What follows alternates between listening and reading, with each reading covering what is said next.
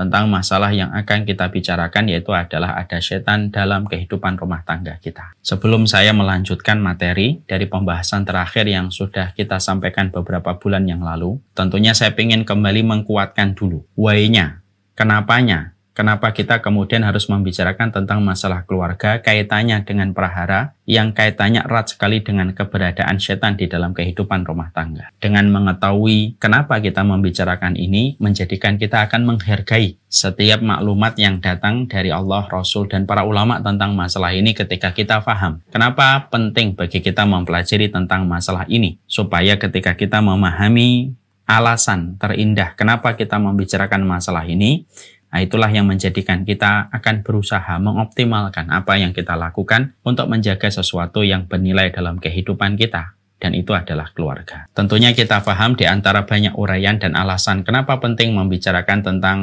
setan di dalam prahara rumah tangga kita. Karena sesungguhnya kita paham mendapatkan keluarga qurrata ayun itu bukan hanya sekadar kewajiban, tapi ini merupakan kebutuhan mendasar. Karena sesungguhnya kita paham bahwasanya setiap manusia itu merasakan kebahagiaan itu salah satunya kebahagiaan yang paling dirasakan itu ketika bersama dengan keluarganya. Dan ini bukan sekedar kewajiban. Menjaga kualitas keluarga kita supaya keluarga kita menjadi qurrata ayun itu bukan hanya sekedar kewajiban saya sebagai suami dan kewajiban istri, kewajiban wanita sebagai istri. Tapi ini merupakan sebuah kebutuhan mendasar. Karena kualitas kehidupan kita berbanding lurus dengan kualitas keluarga kita ketika kita bersama dengan anak, istri, suami kita di dalam sebuah lingkup yang bernama dengan keluarga. Makanya ini yang pula yang menjadikan kita harus paham kan bagaimana ilmunya dan bagaimana referensinya. Karena akan menjadi lucu kalau ada seorang yang mereka berkeluarga tetapi justru terputus referensi mereka tentang masalah keluarga. Dan inilah yang menjadi sebab banyak perkara prahara dalam kehidupan rumah tangga.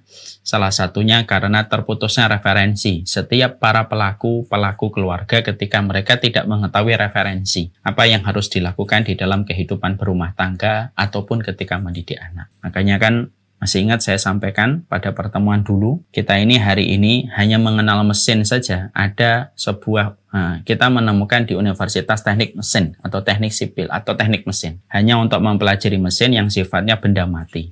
Bagaimana seluk-beluknya, bagaimana bentuk dari mesinnya kalau ada masalah, itu dipelajari selama 4 tahun. Padahal polanya kelihatan karena itu benda mati. Kalau mempelajari benda mati sebagai objek tentunya dibutuhkan pembelajaran hingga 4 tahun. Terevaluasi setiap semesternya.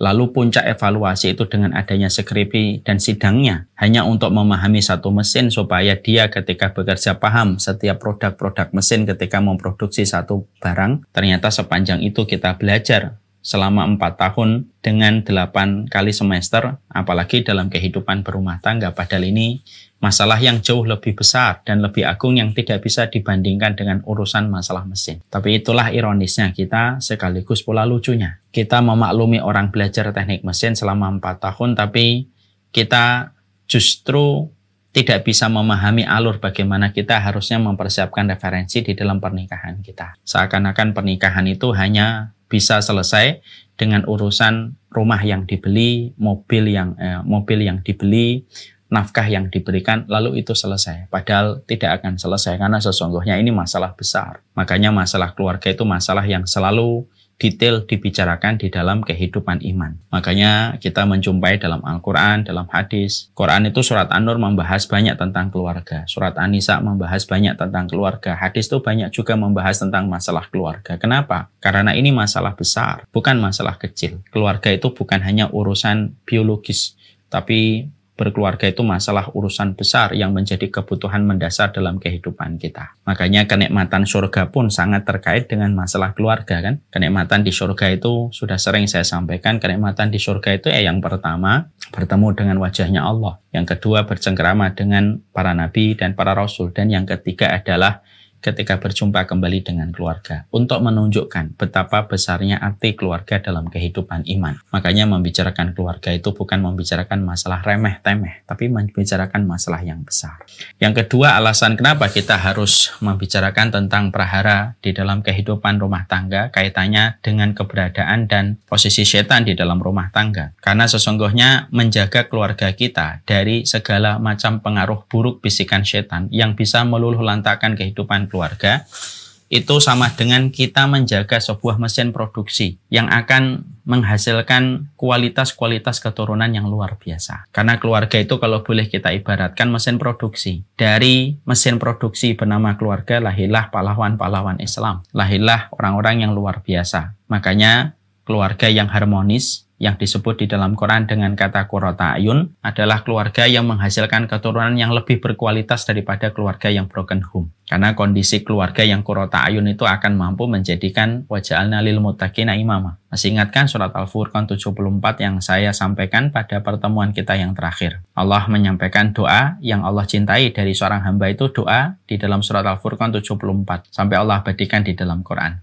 Rabbana hablana min azwajina wa dzurriyyatina qurrata a'yun waj'alna lil muttaqina imama. Di dalam surat Al-Furqan 74 ini ada dua permintaan. Ya Allah, jadikanlah kami bersama dengan pasangan kami dan anak-anak kami qurrata a'yun, dan jadikanlah kami pemimpin bagi orang yang bertakwa. Dua permohonan ini seakan-akan tidak bertentangan. Salah, dua permohonan ini berkaitan erat.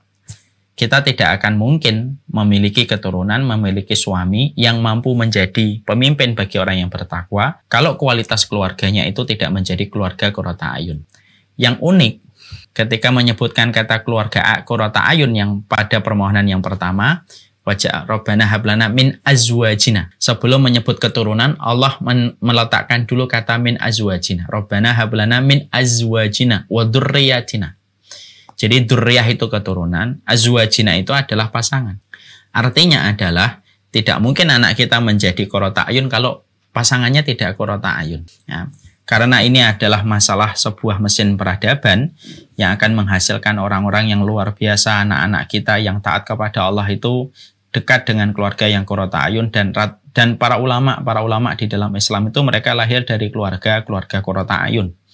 Maka inilah yang menjadikan kita berkebutuhan besar. Kita ini harus menjaga mesin produksi peradaban. Karena ketika suami istri saling menjaga, saling menahan diri dari perkara-perkara yang merusak kehidupan keluarga mereka, ketika mereka menyadari bahwasanya keluarga adalah mesin produksi peradaban, maka merekalah yang akan berkesempatan besar dan mendapatkan persentase besar bagaimana mereka memiliki keturunan qurrata ayun dan bagaimana memiliki keturunan dan pasangan yang menjadi pemimpin bagi orang yang bertakwa. Masya Allah ya. Jadi kalau ada seorang istri yang menahan diri untuk tidak mengikuti perasaan, lalu dia takzim kepada suaminya, ada suami yang memberikan kesabaran kepada istrinya dan memudahkan dirinya didapatkan ridhonya, maka Masya Allah. Maka sesungguhnya mereka sedang berusaha mendapatkan keluarga qurrata ayun. Karena masalah itu bisa diselesaikan ketika sama-sama bersandar kepada keridhaan Allah yang mereka cari. Seorang suami bisa memaklumi kekurangan istri selama bukan dalam perkara besar kalau dia mengharapkan pahala di sisi Allah. Seorang istri akan menyadari dan memaklumi kekurangan dari suaminya, lalu tetap takzim dan hormat kepada suaminya ketika dia tahu bahwasanya yang dia harapkan adalah surga-surga yang akan memanggilnya kelak. Ketika suami istri mereka sudah menjadi qurrata ayun, ketika mereka paham keluarga itu ibadah, dan ibadah itu tidak selalu menjanjikan kepuasan. Makanya tadi saya mengatakan di awal, berkeluarga itu tidak menjanjikan kepuasan, tetapi berkeluarga itu menjanjikan keberkahan. Makanya ketika kita memahami itu, inilah yang kemudian menjadikan kita memahami betul. Ya. Makanya karena keluarga itu merupakan mesin produksi dari sebuah peradaban besar. Jadi kalau ibu dan bapak, terutama ibu-ibu, kalau malam melihat anaknya tidur, perhatikan ibu, dan mari kita mengevaluasi. Kebaikan kita bersama dengan pasangan kita akan memberikan persentase kebaikan untuk anak. Karena anak akan tenang ketika orang tuanya dalam kondisi yang dilihat itu tenang. Jadi kalau anak melihat orang tuanya rukun, berkomunikasi yang baik, maka anak tenang. Tinggal bagaimana dia fokus apa yang harus dilakukan ketika masalah orang tuanya sudah selesai. Ketika dia mendapatkan kenyamanan pada orang tuanya, ketika menjadi bagian dari keluarga. Tapi anak itu tidak akan bisa fokus apa yang menjadi kualitas dalam hidupnya kalau yang dilihat dari bapak dan ibunya itu ada masalah yang tidak selesai-selesai, ada masalah yang tidak berujung. Anak tidak akan sempat memikirkan apa konsentrasi pada kualitas hidupnya. Karena apa? Karena dia akan terbebani dengan setiap pertengkaran yang didapatkan dan dia lihat serta dia peroleh dari pertengkaran orang tuanya. Dan itulah yang kemudian menjadikan kita harus mikir betul. Bapak, ibu, saya, istri saya ini mesin produksi peradaban. Makanya kita harus betul-betul menjaga kualitas qurrata ayun kita dulu. Sebelum anak kita harapkan menjadi qurrata ayun. Apa yang bisa dihasilkan dari anak qurrata ayun kalau orang tuanya tidak qurrata ayun? Bapak mencela istrinya, padahal dia tahu istrinya itu adalah ibu dari anaknya. Istrinya mencela bapaknya, padahal istrinya tahu bahwasanya suaminya itu adalah bapak dari anak-anaknya. Apa yang bisa dihasilkan dari keluarga yang saling mencela dan selalu mencari pembenaran dalam setiap pusaran masalah yang mereka jumpai? Maka itulah yang menjadikan alasan kedua kenapa membicarakan keluarga itu penting, mengkaji referensi pada setiap kajian keluarga itu penting karena ini merupakan perkara yang besar. Ini berkaitan tentang mesin produksi besar. Mesin produksi itu adalah mesin produksi yang bernama keluarga yang akan melahirkan keturunan-keturunan yang menjadi pemimpin di hadapan orang yang beriman. Alasan yang ketiga, karena sesungguhnya banyak di antara kita tidak sadar ketika keluarga ini merupakan kebutuhan mendasar, merupakan mesin produksi yang sangat besar. Makanya setan itu menempel pada sebuah kapal yang bernama keluarga ketika mereka sudah mulai berlayar dalam panggung kehidupan rumah tangga. Maka setan itu akan menciptakan ombak, setan akan menciptakan gelombang, setan akan meninggikan karang, setan akan menyembunyikan gunung-gunung es yang pada dasarnya semua itu bisa meluluh lantakan perjalanan manusia ketika mereka sudah mulai berlayar dalam mahligai rumah tangga. Makanya kita menjumpai di dalam surat Al-Baqarah 102 bagaimana Allah secara jelas menyampaikan fayata'allamuna minhuma ma yufarriquna bihi bainal mar'i wa zawji. Sesungguhnya setan itu ya ketika mempelajari ilmunya itu salah satunya untuk ma yufarriquna bihi bainal mar'i wa zawji, yaitu adalah memisahkan antara seorang suami dan istri. Karena kata Sa'id bin Musayyib, strateginya setan sebelum orang menikah sama sesudah menikah itu beda. Strateginya setan sebelum menikah, yaitu adalah bagaimana mereka didekatkan terus hatinya, supaya mereka terus berhubungan puncaknya supaya terjadi perzinahan. Itu hubungan laki-laki dan perempuan sebelum pernikahan. Ditampakkanlah sesuatu yang indah pada lawan jenisnya. Makanya orang yang masih pacaran sering berkata, ngobrol dengan kamu 1 jam kayak 5 menit. Ya karena setan yang memberikan bumbu-bumbu. Tapi tepat ketika seseorang itu menikah, misalkan hari Jumat menikah, tepat ketika menikah, strateginya setan langsung berubah. Bagaimana memisahkan suami istri. Dan sesungguhnya inilah yang menjadikan kita harus menyadari. Tentunya kehidupan berumah tangga, supaya kehidupan rumah tangga ini menjadi keberkahan dalam kehidupan dunia dan akhirat kita, maka berarti kita harus menyadari dan bagaimana kita berupaya untuk memadamkan bisikan-bisikan setan dalam kehidupan rumah tangga. Karena ketika kita sudah berlayar, terkadang kita lupa bahwasanya pertengkaran kita dengan pasangan kita itu merupakan bagian dari tepuk tangan setan dari apa yang mereka usahakan untuk menjadikan kita bertengkar. Padahal berapa banyak suami istri ketika bertengkar hebat, sang suami merasa benar, sang istri pun juga tidak pernah merasa salah. Dan tanpa disadari oleh mereka berdua bahwasanya itu adalah campur tangan dan intervensi dari setan. Karena setan itu tidak akan pernah rela menjadikan setiap manusia itu mudah, leluasa, dan gampang bagaimana mereka berkeluarga, kecuali niatannya adalah memisahkan di antara keduanya. Dan itulah yang disampaikan oleh Rasulullah SAW dalam riwayat Jabir, bahwasanya setan itu selalu melaporkan kejahatan mereka kepada manusia, dilaporkan kepada atasan mereka yang bernama iblis. Ketika setan melaporkan pembunuhan, iblis biasa. Ketika setan melaporkan kejahatan ini, kejahatan itu, iblis biasa. Tidak ada respon yang istimewa dari iblis. Sampai ada setan yang berkata, saya mampu memisahkan suami dengan istrinya, dan tidaklah mereka aku tinggalkan kecuali mereka akhirnya bercerai. Maka langsung iblis itu merasa senang. Lalu memberikan testimoni kepada setan itu, nikmat syaitanu anta, sebaik-baik setan itu ya kamu. Dan itulah yang menjadikan kita harusnya menyadari, Masya Allah ya, inilah sesuatu yang terkadang kita tidak jumpai. Dalam ilmu masalah kekeluargaan, masalah family, dalam kehidupan kulturnya orang Barat, tentunya mereka tidak mengenal istilah setan. Ya, mereka tidak mengenal istilah setan dan mereka tidak mengenal istilah hari akhir. Makanya membicarakan keluarga hanya dari insight seorang psikolog yang tidak dekat dengan Islam, maka insight-nya itu tentunya tidak sempurna, bukan tidak baik. Mungkin baik, tapi tidak sempurna. Tetapi insight yang kita butuhkan dalam kehidupan rumah tangga itu ya dari orang-orang yang yaitu datang dari Allah dan Rasul-Nya. Dan tentunya memadamkan cahaya, memadamkan bisikan setan itu, yaitu adalah ketika kita berusaha melihat kembali referensi-referensi yang kita harus ketahui dan harusnya kita gali, supaya kemudian betul-betul mampu memadamkan api, sekam yang dipasang oleh setan, mampu menghentikan bom waktu yang dipasang oleh setan. Karena setan itu meletakkan bom waktu dalam kehidupan rumah tangga dan bom waktu itu bisa meledak. Klimaks ledakan itu adalah memisahkan suami dan istri. Naudzubillahi min dzalik.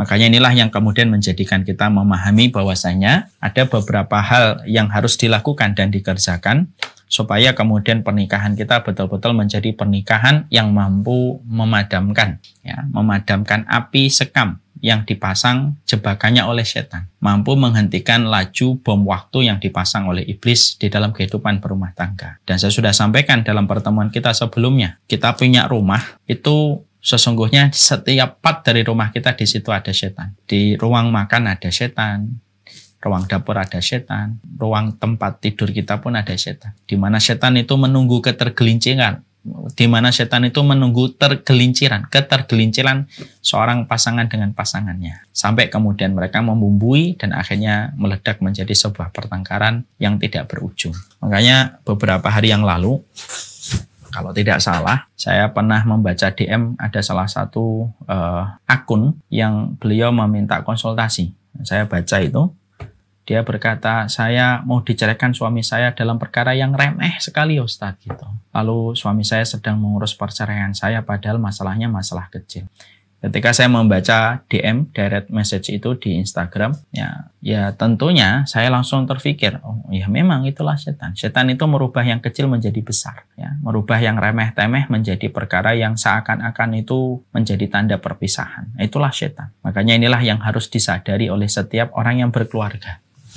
Makanya kan kadang-kadang setan mampu kita kalahkan 5 tahun pertama, tapi belum tentu mampu kita kalahkan pada 5 tahun yang kedua. Kadang-kadang setan mampu kita kalahkan 10 tahun yang pertama, tapi belum tentu kita bisa mengalahkan setan pada 10 tahun yang kedua. Makanya beberapa hari yang lalu, seminggu atau 2 minggu yang lalu, ada salah satu anak muda jamaah saya, beliau sedang mendapatkan masalah berat dan itu kelihatan nampak di wajahnya beliau, ya. Pernikahan orang tuanya berada pada ujung perpisahan. Padahal pernikahannya sudah hampir 30 tahun. Ya. Artinya sampai usia 30 tahun pun belum tentu menjamin bahwasanya kita akan selamat. Makanya kan banyak perceraian sudah nikah 20 tahun, 25 tahun, akhirnya pun harus berpisah. Karena memang setan tidak pernah berputus asa. Bagaimana menjadikan setiap jebakan untuk memisahkan suami dan istri, dan mereka merasa benar dengan apa yang mereka lakukan. Setan tidak pernah berputus asa untuk memasang bom waktu yang bisa meledak klimaksnya ketika mereka sudah saling menghujat dan saling membenci. Dan itulah yang kita khawatirkan. Makanya jangan pernah merasa berada pada zona nyaman di dalam pernikahan. Karena berada pada zona nyaman dalam pernikahan menjadikan kita nanti lemah mencari referensi.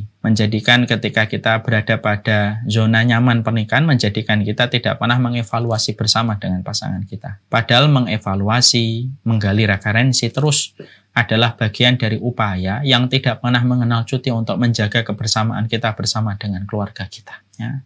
Dan itu harus dilakukan secara terus-menerus, tidak pernah mengenal waktu. Bukankah kita juga sering mendengar ada pasangan yang sudah menikah 15 tahun, walaupun mereka sudah nikah, tapi ternyata ujungnya tidak ada komunikasi, serumah tetapi tidak satu nyawa. Karena tidak pernah ngomong, mereka berkeluarga hanya karena alasan ingin supaya anaknya tidak sedih melihat mereka berpisah. Akhirnya apa? Mereka paksa, dan tetapi akhirnya keberadaan mereka di dalam rumah hanyalah keberadaan fisik tanpa ruh. Dan berbagai macam kisah-kisah sedih yang sering kita jumpai di dalam masalah berkeluarga. Nah, inilah yang menjadi sebuah peringatan untuk kita, bagaimana kita harus berusaha betul bagaimana menjaga kehidupan rumah tangga kita. Ya, karena kita tahu betul bahwasanya ini yang terjadi di sekeliling kita ini peringatan untuk kita. Ya. Jangan pernah kita merasa lebih baik dari mereka pun jangan. Tapi ini jadikan peringatan supaya menghidupkan alarm kita.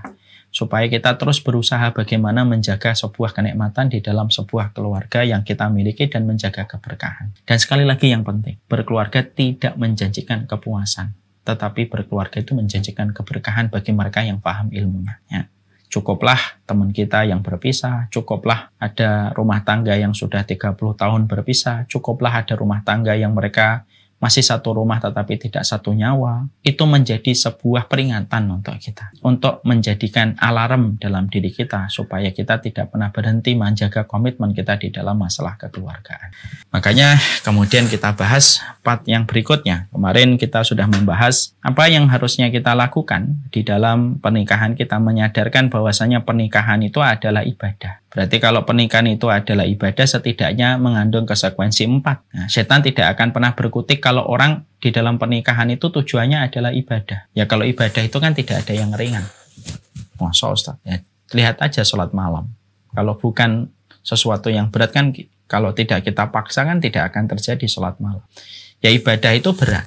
Makanya pernikahan itu akan mampu menjadi air yang memadamkan api yang selalu dibawa oleh iblis ketika ingin memisahkan rumah tangga, ketika kita memahami bahwasanya pernikahan itu ibadah. Ya. Dan ketika kita mengimani bahwasanya pernikahan kita hari ini, ibu bersama dengan suaminya, anak-anaknya itu ibadah, berarti ada 4, menyandarkan kepada Allah. Artinya, ya memang pernikahan itu harusnya bukan untuk mendapatkan kepuasan kita dari pasangan kita.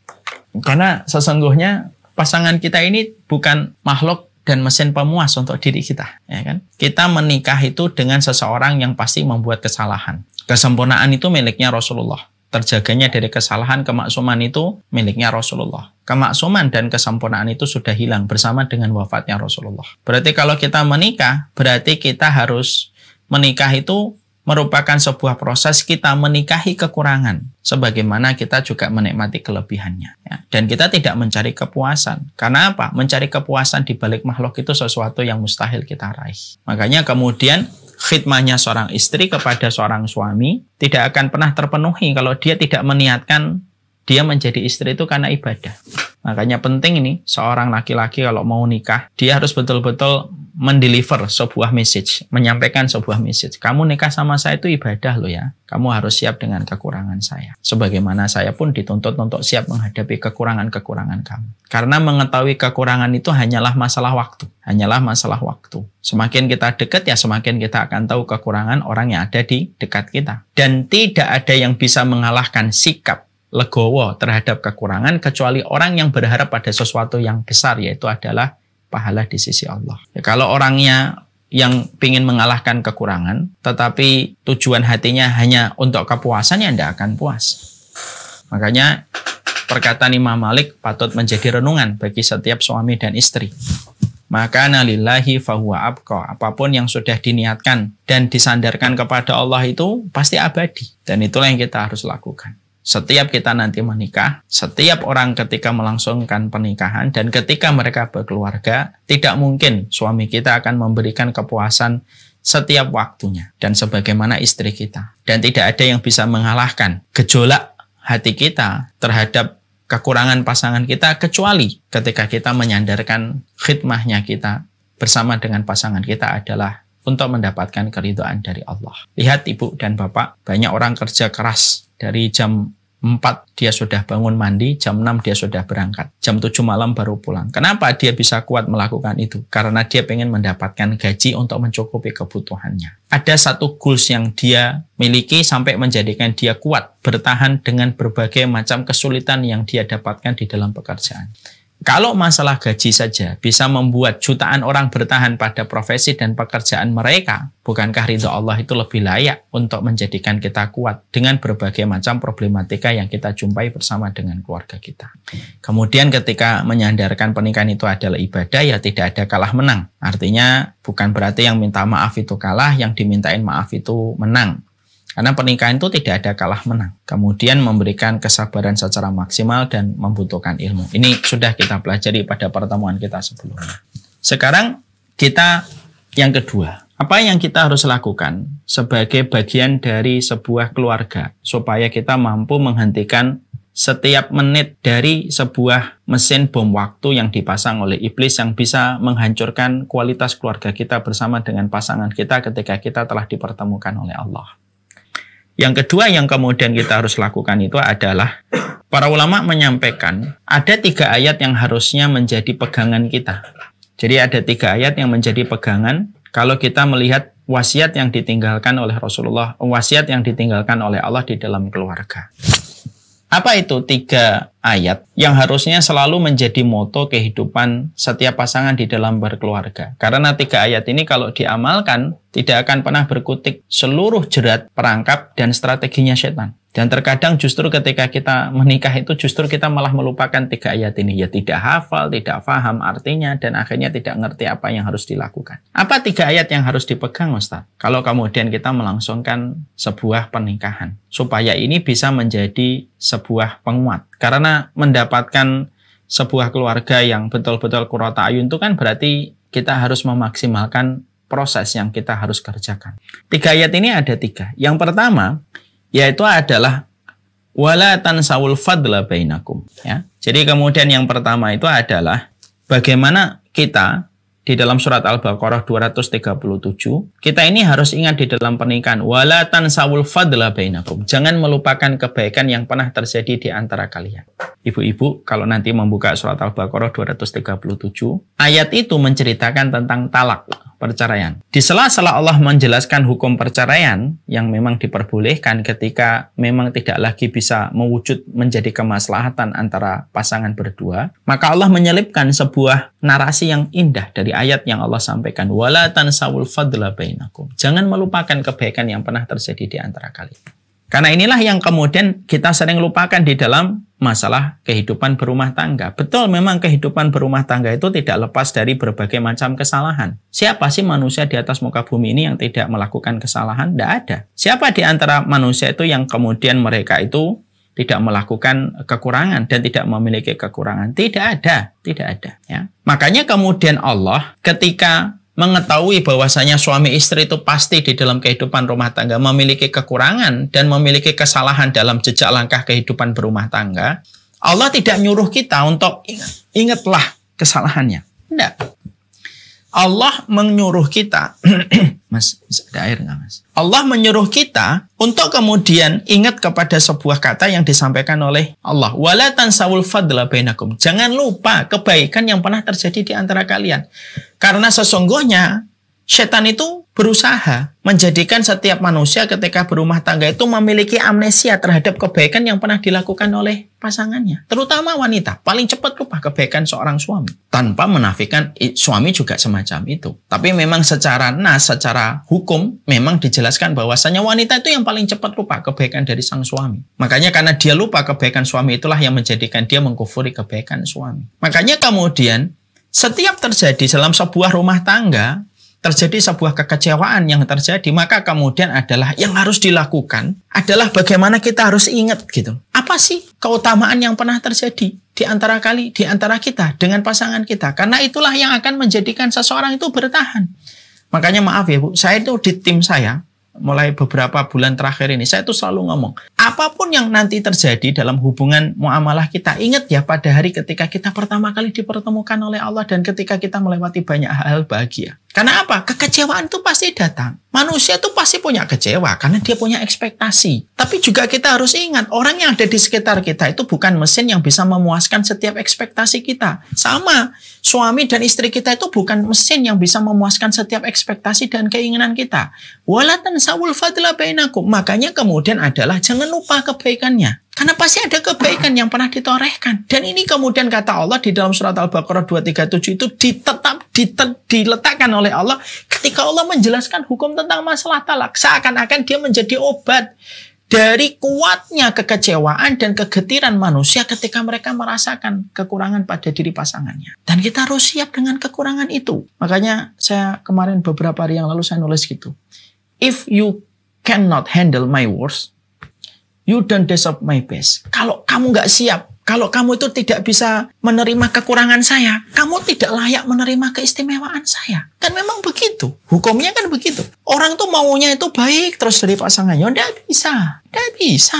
Mana keterangan yang mengatakan bahwasanya pasangan kita itu sempurna? Nggak ada di Quran dan hadis juga nggak ada. Maka kata yang paling layak itu apa? If you can handle my worst. Kalau kamu tidak siap menerima kekurangan saya, ya kamu tidak pantas menerima kelebihan saya. Kalau kamu ingin untuk mendapatkan kelebihan saya, kamu harus siap dengan kekurangan saya. Di balik senyuman terkadang ada kemarahan, di balik kelapangan terkadang ada sebuah kekecewaan. Itu hal yang wajar. Selama tidak mendominasi, itu yang lebih penting. Namanya marah itu wajar, selama tidak mendominasi. Dan kalaulah setiap kekecewaan kita bawa menjadi sebuah alasan untuk berpisah, siapa yang bertahan dalam rumah tangga di atas muka bumi ini? Setiap kekecewaan itu kita bawa menjadi alasan untuk berpisah. Ya udah bisa. Rasulullah saja pernah kecewa kok. Bukankah Rasulullah pernah hampir menceraikan istri-istrinya ketika berkaitan tentang nafkah? Allah pun sudah menurunkan surat At-Tolak. Tidak setiap kekecewaan itu harus dibawa ke menjadi sebuah perpisahan. Makanya ayat yang harus kita ingat dan harus kita pasang di tempat pikiran kita ketika ngobrol dengan pasangan kita itu apa? Jangan lupakan kebaikan yang terjadi di antara kita. Makanya Syekh Ali Tontowi diterangkan di dalam kitabnya Syekh Umar Al-Muqbil hafidhahullah ta'ala 50 kaidah Quran. Syekh Ali Tontowi ini pernah mendapati pasangan yang ingin ngotot untuk bercerai. Berbagai macam nasihat diberikan kepada pasangan ini supaya mengurungkannya. Sampai akhirnya Syekh Ali Tontowi ini menyerah. Ya sudahlah, kalau memang sudah nggak bisa dikompromikan, bagaimana? Perceraian bagaimanapun adalah obat dari getirnya masalah ketika deadlock. Lalu Syekh Ali Tontowi membacakan tentang hukum-hukum talak. Sampai akhirnya melewati ayat surat Al-Baqarah 237. Wala tansawul fadla bainakum. Beliau berhenti di ayat ini lalu menceritakan. Ya bagaimanapun kekecewaan kalian kepada pasangan. Ini adalah orang-orang yang kemudian pernah terjadi manifestasi kebaikan di antara hubungan kalian. Loh, Masya Allah ya.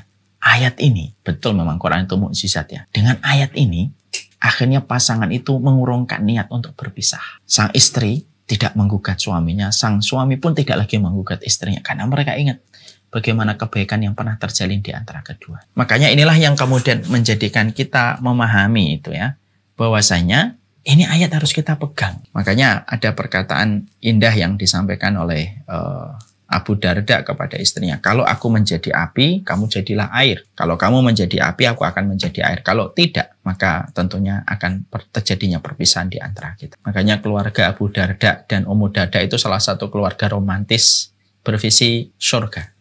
Makanya setelah meninggalnya Abu Darda kan, Ummu Darda ini kan dilamar oleh sahabat Muawiyah kan. Karena memang Ummu Darda ini terkenal dengan kecantikannya. Dilamar oleh sahabat Muawiyah setelah sepeninggal Abu Darda. Lalu ditolak sama Ummu Darda. Padahal sahabat Muawiyah merupakan sahabat yang memiliki banyak sekali keutamaan.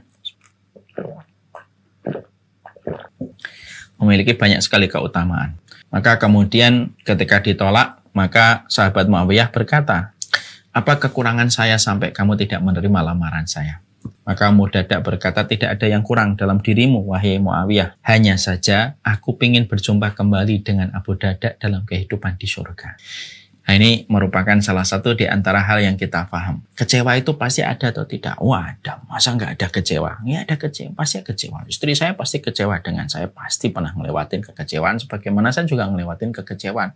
Bapak dan Ibu pasti pernah ngelewatin kekecewaan ketika ada satu harapan dan ekspektasi tidak kita peroleh dari pasangan kita. Tapi kekecewaan itu harusnya tidak boleh menghilangkan kebaikan yang pernah terjadi di antara berdua. Mungkin kita dalam kehidupan berumah tangga 100 momen indah yang pernah kita lewati, ada 3, 4, 5 momen ketika kita kecewa. Tidak boleh menghilangkan 95 momen indah yang pernah kita jalani. Dan setan itu strateginya adalah melupakan, memberikan amnesia kepada setiap pasangan. terhadap kebaikan yang pernah dilakukan oleh pasangan itu. Nah, hanya kalau dia sudah lupa kebaikan dari pasangannya, ada kebaikan orang lain sedikit saja, maka dia langsung diingat kebaikan orang lain itu. Padahal kebaikan yang dia dapatkan dari pasangan itu jauh lebih banyak daripada apa yang diberikan sama orang lain. Nah, itulah yang menjadi sebab hal-hal yang menjadi perselingkuhan. Naudzubillahi min dzalik. Ayat yang kedua yang harusnya menjadi pegangan untuk kita di dalam pernikahan kita itu adalah, kalau tadi surat Al-Baqarah 237, maka yang berikutnya adalah Al-Baqarah 187. Ya, tadi 237, sekarang Al-Baqarah 187. Apa itu? Dalam rumah tangga itu kita harus paham, hunna libasul lakum wa antum libasul lahunna. Sesungguhnya mereka, istrimu itu pakaian bagi dirimu dan dirimu pakaian bagi wanita. Artinya adalah, ayat ini harus dipegang nih. Bahwasanya ketika kita menikah itu berarti fungsinya salah satu istri kita itu adalah pasangan bagi kita dan kita adalah pasangan bagi istri kita. Hunna libasul lakum wa antum libasul lahunna. Itu harus kita betul-betul mengerti. Jadi harus betul-betul kita pahami itu. Ketika kita memahami bahwasanya pernikahan ada ayat yang harus menjadi pegangan dan petunjuk dalam arah pernikahan keluarga kita, maka itulah yang akhirnya menjadikan kita tidak akan pernah rela membuka aib yang ada pada pasangan kita kepada orang lain. Kenapa? Karena fungsinya pakaian itu menutupi aib dan menutupi aurat. Sekalinya ada kekurangan pada pasangan kita, lalu kita menceritakan, maka kita tidak akan pernah tahu berakhir kemana ucapan itu ketika sudah diceritakan sama orang. Dan ingat, makhluk itu tidak bisa memberikan solusi, kecuali solusi itu datang dari Allah dan Rasul. Semakin banyak orang yang tahu masalah yang kita hadapi, semakin berat kita menyelesaikan masalah yang kita hadapi bersama dengan pasangan kita. Karena terlalu banyak kepala dan terlalu banyak perasaan serta banyak logika yang bermain ketika semakin banyak orang yang mengetahui masalah yang kita peroleh, masalah yang sedang terjadi pada diri keluarga kita, ya. Jadi semakin kemudian orang banyak tahu, semakin banyak orang yang mengerti, semakin di situ ada banyak perasaan, banyak logika, banyak akal, dan banyak perspektif subjektif yang dimiliki dari setiap orang yang melihat pertengkaran dan melihat masalah tersebut. Makanya akhirnya apa? Semakin sulit untuk menyelesaikan masalah di dalam kehidupan berumah tangga kalau sudah terlalu banyak orang yang mengetahui. Islam menjadi penutup celah yang bisa menjadi keburukan. Hunna libasul lakum wa antum libasul lahunna. Kamu pakaian bagi dia dan dia pakaian bagi kamu. Sudah selesai. Ketika ini sudah kemudian dipahami dengan benar, maka dia tidak akan pernah kemudian rela aib yang ada pada pasangannya itu dia buka. Karena fungsinya dia dinikahi itu menjadi pakaian bagi orang yang menikahi. Fungsinya dia menikahi itu fungsinya menjadi pakaian bagi wanita yang dia nikahi. Ini termasuk prinsip nih dalam kehidupan rumah tangga, ini harus prinsip, ini harus dipegang. Ini saya sampaikan kepada setiap orang. Jangan pernah menceritakan rahasia keluarga sama orang yang mana kita akan tertawan dengan rahasia kita ketika sudah kita ceritakan dengan orang lain. Makanya para ulama mengingatkan, kalau kamu menceritakan rahasia pada orang lain, kamu menjadi tawanan dari apa yang kamu ceritakan pada rahasia hidupmu. Makanya Imam Syafi'i lalu kemudian mengatakan, kalau ada orang sering curhat tentang masalah keluarganya sama orang lain, maka kalau kita melihat keumuman dari perkataan Imam Syafi'i adalah tashkur rahima ila ma la yanham. Kamu menceritakan masalah yang kemudian kamu jumpai yang turun dari Allah, kamu meninggalkan Allah yang Maha Rahim hanya berlari kepada makhluk yang terbatas rahimnya. Rahim itu kasih sayang dan tidak akan menyelesaikan masalah. Makanya ayat ya, yang pertama walatan sawul fadla bainakum, yang kedua hunna libasul lakum wa antum libasul lahunna. Ini dipegang. Karena setan itu tidak berkutik ketika terjadi perselisihan di antara keluarga, lalu mereka berkomitmen untuk menyelesaikan pelan-pelan dengan proses yang baik dan tidak menceritakan kepada orang lain kecuali kepada orang yang bisa memberikan perspektif syariat di dalam masalah yang mereka jumpai. Selebihnya dia tidak menceritakan masalah itu kepada siapapun, maka setan tidak bisa berkutik. Sulit dia untuk kemudian memasang jebakan-jebakan ketika masalah itu tidak melebar kemana-mana. Tapi setan mendapatkan amunisi ketika masalah itu sudah diketahui banyak orang. Akhirnya apa? Setiap orang ngomong. Coba lihat apa yang sedang viral dalam kehidupan sosial media beberapa tahun yang terakhir ini. Kalau kemudian kita melihat ada satu keluarga, kok sudah dikomentari netizen banyak, susah itu selesainya. Makanya jangan pernah terperangkap dengan berbagai macam aplikasi, yang mana aplikasi itu menyediakan angin surga dalam tanda kutip. Tetapi di balik angin surga tanda kutip itu ada sebuah lubang yang memperosokkan kita kepada kerusakan dalam masalah rumah tangga. Ketika kita sudah nyaman menceritakan masalah yang terjadi pada kehidupan keluarga itu di depan dan dibaca setiap orang. Makanya kalau ada orang nikah, lalu lebih senang dia untuk menceritakan apa yang terjadi pada hatinya, lalu ditempelkan pada lubang-lubang statusnya, hati-hati. Itu salah satu tanda hati yang jauh dari Allah. Lebih senang menceritakan masalahnya di depan orang dan dibaca orang, daripada kemudian dia bersandar kepada Allah dari apa yang kemudian dia lakukan, dari apa yang kemudian dia kerjakannya. Makanya inilah yang kemudian menjadikan kita mengerti. Ini ayat yang kedua. Kemudian yang ketiga, ya, ayat yang kemudian kita harus pegang tadi surat Al-Baqarah 237, yang kedua surat Al-Baqarah 187. Ayat yang ketiga yang harus kita pegang dan kita jadikan pegangan, petunjuk dalam kehidupan rumah tangga, mematahkan dari jerat-jerat setan dan menghentikan laju bom waktu yang dipasang oleh iblis dan setan, yaitu adalah surat An-Nisa 19. Allah menyampaikan pada surat An-Nisa 19, fa'in karihtumuhunna fa'asa an takrahu syai'an wa yaj'alallahu fihinna khairan katsira wa yaj'alallahu fihi khairan katsira. Allah itu mengatakan fa'in karihtumuhunna, kalau kamu membenci istrimu atau membenci pasanganmu, fa'asa an takrahu syai'an wa yaj'alallahu fihi khairan katsira. Bisa jadi apa yang kamu benci, maka di balik apa yang kamu benci dari pasanganmu, di dalamnya ada banyak kebaikan. Nah, ini yang kita harus paham ya. Artinya, di dalam kehidupan rumah tangga tidak mungkin kita tidak menemukan apa yang kita benci dari kekurangan pasangan kita. Pasti kita menemukan ya. Tapi Allah tahu bahwasanya kalau kita mendapati apa yang kita dapatkan itu kekurangan pasangan kita bisa menjadi kebencian dari kita, maka kemudian Allah rubah itu supaya tidak sampai mendominasi, supaya tidak menjadi alasan keburukan. Allah kemudian menyampaikan fa'in karihtumuhunna, kalaupun kamu membenci sesuatu ya dari apa yang dimiliki pasanganmu, fa'asa an takrahu syai'an wa yaj'alallahu fihi khairan katsira, tapi bisa jadi apa yang kamu benci dari pasanganmu itu ada kebaikan.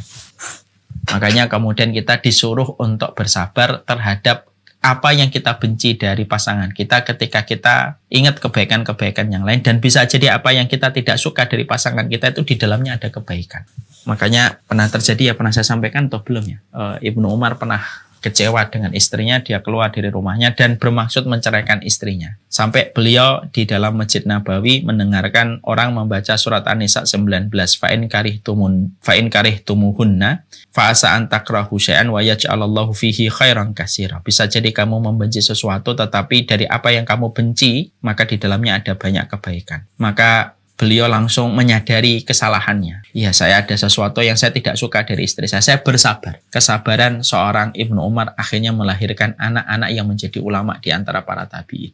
Kan begitu ya. Kadang-kadang kita, bukan kadang, pasti kita menemukan apa yang kita benci ketika mungkin tidak sesuai dengan keinginan kita. Mungkin ada seorang suami yang kurang perfeksionis, akhirnya merasa dalam tanda kutip tersiksa ketika istrinya itu perfeksionis. Tapi seiring waktu akhirnya sang suami itu merasakan, oh betul, gara-gara saya belajar dari istri saya yang perfeksionis, saya akhirnya belajar supaya tidak terlalu teledor, supaya saya mempersiapkan yang terbaik. Sebagaimana istrinya yang asalnya dia nggak suka dengan suaminya yang kurang perfeksionis, padahal dia perfeksionis. Ketika mereka dipersatukan oleh Allah, akhirnya sang istri itu belajar untuk tidak terlalu kaku dalam hidup, yang kadang-kadang harus memaklumi kesalahan dan kekurangan. Berapa banyak suami yang marah gara-gara mungkin istrinya ngatur keuangan tidak sesuai dengan apa yang dia mau, tanpa dia ketahui di masa mendatang, dia bersyukur atas apa yang diatur keuangannya itu oleh istrinya. Berapa banyak seorang istri sebal dengan apa yang menjadi sifat sosial dari suaminya ketika suaminya gampang membantu orang gitu. Tanpa disadari ketika mereka di masa tua, mereka banyak mendapatkan bantuan, dan itu bagian dari kristalisasi sifat suaminya yang gampang membantu orang. Sampai Allah kirimkan banyak orang yang membantunya mereka di masa tua mereka. Dan akhirnya istri itu walaupun dia dulunya tidak terlalu suka dengan sifat sosial suaminya itu, akhirnya dia mendapatkan kebaikan. Disitulah di masalah rumah tangga itu. Makanya ayat ini sangat indah betul ya. Kita mendapati istri kita kadang-kadang begini, tanpa kita sadari apa yang kita benci dari pasangan kita itu ternyata ada kebaikan yang kita akan temukan ketika kita bersabar. 3 ayat ini harus kita pegang di dalam pernikahan kita. Saya, ibu, Semuanya. Walatan sawul fadla bainakum, surat Al-Baqarah 237. Jangan lupa kebaikan. Walaupun mungkin pasangan kita pasti melakukan kesalahan, tapi jangan lupa momen-momen kebaikan yang pernah dia tanam dalam teras kehidupan kita. Yang kedua, hunna libasul lakum wa antum libasul lahunna. Kamu pakaian bagi dia pakaian bagi kamu. Jangan pernah cerita masalahmu dengan pasanganmu kepada siapapun. Semakin banyak orang yang tahu, semakin banyak perasaan, logika, akal, perspektif yang sangat ikut campur terhadap masalah yang kita hadapi, dan itu menjadi senjata bagi setan untuk memporak-porandakan masalah kita yang asalnya biasa menjadi masalah yang besar. Dan yang ketiga, surat An-Nisa 19. Fa in karihtumuhunna fa asa an takrahu syai'an wa yaj'alallahu fihi khairan katsira. Bisa jadi kamu membenci sesuatu dari apa yang dimiliki pada pasanganmu, tetapi tanpa kamu sadar. Bisa jadi apa yang kamu benci dari dirinya ada kebaikan yang kamu peroleh di masa mendatang. Inilah part yang kedua, bagaimana kita memiliki sebuah referensi, memadamkan prahara yang ditimbulkan oleh setan dalam kehidupan rumah tangga. Sallallahu ala nabiyina Muhammad walhamdulillahirabbil alamin. Ini yang dapat kami sampaikan. Semoga Allah memberkahi setiap kehidupan keluarga kita di dalam kebaikan dan keberkahan.